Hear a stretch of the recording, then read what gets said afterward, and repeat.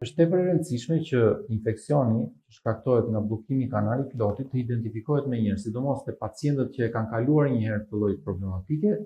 janë me shumë eksperiencë për ta identifikuar përsëri domethënë infeksionin e kanalit lotit. Në moment që fillon infeksioni i kanalit lotit, duhet që pacienti në mënyrë shumë urgjente të trajtohet me antibiotik intravenoz ose me antibiotik intramuskular ose me antibiotik oral. Në këtë mënyrë evitohen kuptuar problematikat e mëvonshme, pasojat e mëvonshme që mund të ketë bllokimi i kanalit lotit edhe infeksioni i kanalit lotit. Kirurgjia konsiston në dy lloje. Njëra kirurgji është kirurgji duke u formuar një dritare kockore, dhe është kirurgji klasike,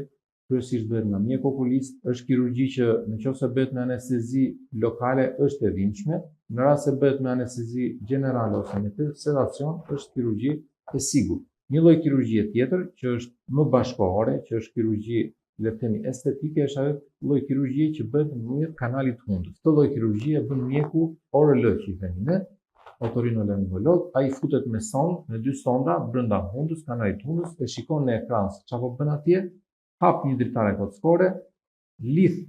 dritaren kockore me kanalin e lotit mbi pjesën që është bllokuar dhe në këtë mënyrë arrihet që të rikanalizohet përsëri dhe të rihapet kanali i lotit tek ai individ në një mënyrë le të themi moderne dhe pa lënë asnjë shenjë nga ana e lëkurës. Ky lloj operacioni është ideal